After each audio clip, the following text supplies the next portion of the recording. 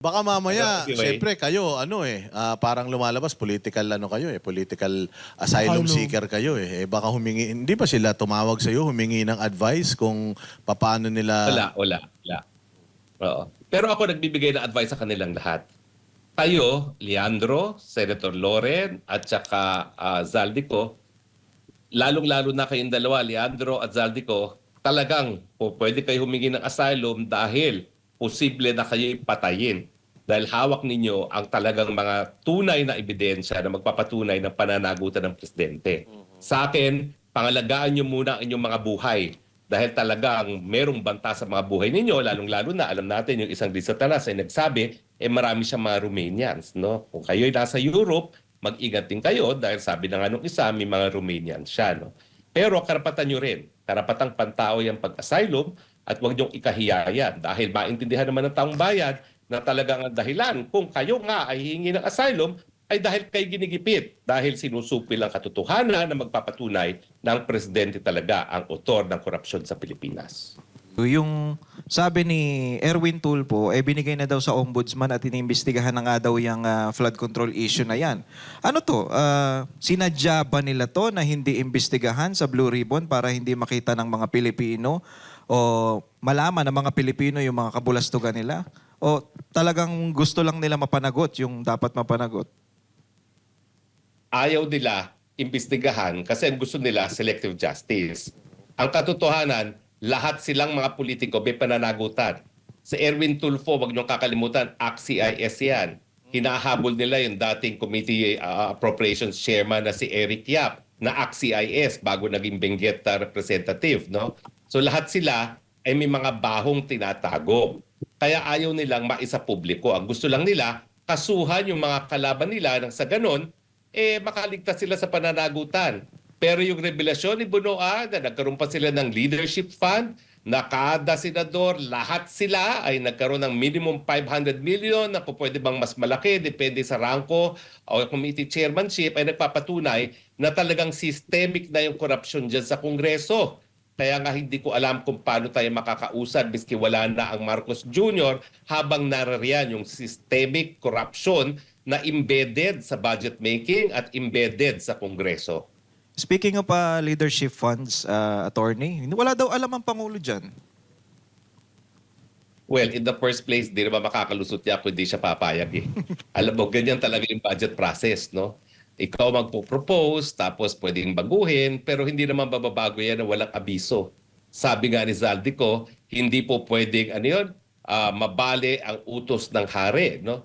So lahat ng mga gawain ng Kongreso, lahat yan, kontrolado pa rin ng Presidente. Lalong-lalo na dahil ang budget ay nagbumula sa House of Representatives at alam natin talaga na mas matinding hawak ng Presidente dyan sa Kamara kaysa sa Senador. Dahil sa Senador, posible pang meron dyan mga independyente dahil gaya ng Presidente, ang kanilang mandato ay nanggaling sa kabuuan ng sambayan ng Pilipino. No? So sa akin talaga, wag nating ihiwalay ang issue ng korupsyon sa Presidente. Siya ang pinagmumula ng lahat ng korupsyon dahil kung wala siyang basbas, wala man lang tapang yung mga kurakot sa Kongreso para gawin ang kanilang mga ginagawa. Well, sa akin, nakikita ko parang binusog niya lahat para wag magsalita. Kasi pag nagsalita nga naman, meron siyang ebidensya na, ayun, tumanggap ka rin, di ba? Pero ang tanong ko, attorney, ito ginagawa nilang ngayon ginagawa nilang, sabi mo nga kanina, scapegoat itong 18 Marines, talagang ginagamit nila. Kanya-kanya silang gamit dito sa 18 Marines. Pero sa tingin ko, pagka ito ganito ang nangyari, hindi na natin mahahabol kung sino talaga magnanakaw. Masasabi mo ba na pwede pa nating magamit si Zaldico bilang alas para mapanagot itong mga magnanakaw sa gobyerno na alam naman natin na ngayon, nagsabuatan na talaga sila lahat? Well, una-una, lahat naman yung mga Marines na yan, empleyado lamang ni Zaldico. So si Zaldico talaga ang nakakaalam kung ano talagang inutos niya dyan sa 18 Marines at kung kanino talaga napunta yung mga perang yan. No? Ang nagsalita na naman si Zaldico, ano pa bang gusto natin? Kompleto naman ang kanyang salaysay doon sa mga video na rinilis niya kung magkano diniliver. Kasama na dyan yung 25 billion na nakarating presidente dahil nagkaroon nga siya ng 100 billion na insertion. No? So sa akin, habang nandyan si Zaldico, yung mga 18 Marines, kasi sila magbaliktaran, hindi mabubura na yung otor mismo, yung nag-utos mismo, ay minsan na nagsalita. Pangalawa, hindi pa naman tapos ang boxing. Nandyan pa yung Adrian Bersamin. Nandyan pa yung dating Chief Justice Bersamin. Nandyan pa yung Amina Pagdanganan. At nandyan pa si Secretary Bunoan na nagsisimula ng kumanta ngayon. Hindi nila po pwedeng itago ang isang mabahong pagnanakaw dahil eventually lalabas ang katotohanan. Kung hindi ngayon, then pagdating sa tamang panahon. Pero tingin ko, parating na tayo sa tamang panahon dahil nagsalita na nga si Zaldico, nagsalita na yung Marines 18, matter of time bago magsalita yung iba pang mga nadadawit. Ako, tingin ko talagang lalabas at lalabas si Zaldico dahil kahit anong tago gawin niya, kinakailangang patayin siya ng gobyernong ito. Dahil pag siya'y nabuhay at nagbigay testimonya, malinaw na malinaw maging pananagutan ng presidente mismo. Kaya aking advice, payo kay Zaldi, tago ka pare dahil ikaw talaga hindi ka lang nais hulihin ng gobyernong ito, nais ka nilang patayin dahil ikaw ang may hawak sa alas, no? At sa katotohanan na ang mastermind sa kakurakutan sa sistema ngayon ay ang presidente mismo. Attorney, sabi nyo, tago si Zaldico. Hindi kaya naabot na siya kasi biglang tumahimik eh. Diba? Asa Alam mo, na hindi siya? ko Wala nang, maintindihan hindi na kung nasundan bakit yung video niya. Hindi kaya baka nagkaroon na ng agreement yung dalawang kampo? Well, hindi natin alam, no? Pero ako, kung nakikinig si Zaldico, hinahamon kita. Nagsimula ka na iyong revelasyon. Kung gusto mong mapatawad ng taong bayan, kung gusto mong magamit as state witness at makaiwas sa pananagutan dahil ikaw ay meron ding personal na pananagutan sa mga nangyaring nakawan, magsalita ka na ngayon. I-perpetrate mo ang testimonya sa hukuman. Nang sa ganon, kung ikaw ay patayin nila, nandiyan ang iyong testimonya at hindi na po pwedeng mabaliwala. So paging Zaldico, sana dinggin mo ang aking panawagan. Kaya lang, usong-uso ngayon, attorney, yung nagbabaliktaran. Kasi yung 18 Marines, 4 sa kanila, nag-retract na. Tapos itong nagsimula, yung Orly Guteza, nag-retract na din. Binayaran daw siya ng 150 million, sabi. Or inoferan siya ni Mike Defensor at ni Marcoleta daw ng 150 million, yun daw pangako sa kanya, para magsalita. So sa tingin mo, attorney, ito bang mga pagbaliktad na ito? At kung halimbawa si Zaldico bumaliktad din, bigla siyang gumawa ng video tapos sinasabi niya na lahat ng sinasabi ko noon hindi totoo. Sa tingin mo, makakaapekto pa ito sa unang-una yung perception ng tao na sila ang talagang mga mastermind ng mga pagnanakaw sa Pilipinas? Makakaapekto pa kaya? Well, Boss Dada, lilinawin ko na marami ng desisyon ng Korte Suprema na nagsasabi na hindi tinatanggap ng hukuman ang pagbabaliktad ng isang testigo. Talagang that is viewed with suspicion at talagang yan ay, kumbaga, hindi pinaniniwalaan dahil alam na hukuman na napakadaling takutin, napakadaling suhulan ng mga testigo. Kaya nga lang, depende kung kailan sila bumaliktad. Kung sila ay bumaliktad bago sila magbigay ng testimonya sa hukuman, hindi pa rin mababaliwala ang kanilang naunang salaysay dahil pwede pa rin tignan yung ebidensya bukod pa dun sa naging salaysay nung bumaliktad. O tignan natin itong nangyari dito sa mga Marines at pati na kay Gutesa. Kung hindi naman babaliktad si Zaldico na siya nag-utos at kung hindi pa rin babaliktad yung 40 na Marines na talagang nag-deliver sila, baliwala yung pagbabaliktad ni Gutesa at itong 4 dahil paniniwalaan pa rin si Zaldico at saka yung natitira pang mga Marines. No? So nagsayang lang sila ng panahon sa kanila pagbabaliktad dahil yan talaga ang desisyon ng Korte Suprema. They view with suspicion and with distrust itong mga recanted testimonies. No? Now, at saka pagdating naman ng panahon, pwede pa rin naman magtestigo to si Gutesa. No? At kung ano ang magiging testimonya na sa hukuman, yun ang bibigyan ng mas mahalagang bigat ng hukuman dahil iba pa rin talaga kapag ikaw ay nagbigay ng testimonya sa harap ng hukuman, mas sagrado yan kaysa sa isang sinumpaang salaysay. So sa akin po, understandable ang mga nangyayari na pagbabaliktad dahil ang hukuman mismo nagsabi na. Kaya nga hindi namin tinatanggap talaga yung mga recantation na alam namin, napakadali manakot, napakadali manuhol. Pero kung meron pa rin natitirang ebidensya para patunayan kung ano yung pinasinungalingang testimonya, baliwala ang pagbabaliktad. Yun na nga, attorney, no? Kasi alam naman natin, kapag titistigo ka bago ka magsalita, you're under oath, di ba? So, dapat may pananagutan sila. Dapat may pananagutan din sila sa batas kasi nag-under oath sila, binitawan nila yung mga salaysay na yon, tapos biglang magre-recant. So, bilang abogado, may pananagutan ba sila doon o pwedeng baliwalain lang yun? Paano ba yan nangyayari? Perjury. Oo. Well, yun nga, no? Perjury yan, no? So kapag talaga napatunayan, talaga naman kapag ikay bumaliktad, umaamin ka na ikay gumawa ng perjury. Dahil parehong sinumpa ang salaysayan at parehong mong pinasinungalingan, no? So, yan ay talagang admission na ikaw ay gumawa na ng krimen. Ang problema sa Pilipinas, halos walang parusa ang perjury. Walang kulong.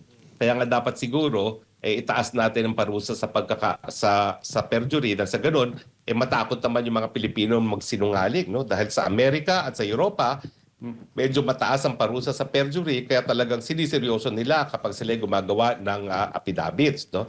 At saka yung mga notaryo publiko, talagang siniseryoso rin nila yung pananagutan kapag talagang hindi humarap sa kanila mga testigo at nagpeke na pagnotaryo. No? So sa akin, wala masyadong epekto yung pagbabaliktad kung merong ibang ebidensya na magpapatunay dun sa testimonya na pinasisinungalingan ng isang testigo, pero ang kanyang pagbabaliktad ay ebidensya na siya'y gumawa rin ng krimen na perjury. Paano yan, attorney? Kasi uso na uso ang bendalo ngayon. Paano yan na kasi nung unang testimonya ng 4 sa 18X Marine at si Gutesa ay may mga ebidensya silang ipinapakita. Pero ngayon na sila ay bumaliktad na at binawi na nila yung mga unang testimonya nila, wala silang maipakitang mga ebidensya kundi puro hearsay lang. Paano kung talagang idiin ng ombudsman etong mga hearsay na mga pinagsasabi nila ngayon? Paano po yun? Well, una-una, no? Dahil meron pa namang 14 na testigong nananatili. Dahil 4 lang naman ang bumaliktad at si Gutesa, o pwede pa rin ituloy ang kaso sa bisa nung testimonya ng natitirang 14.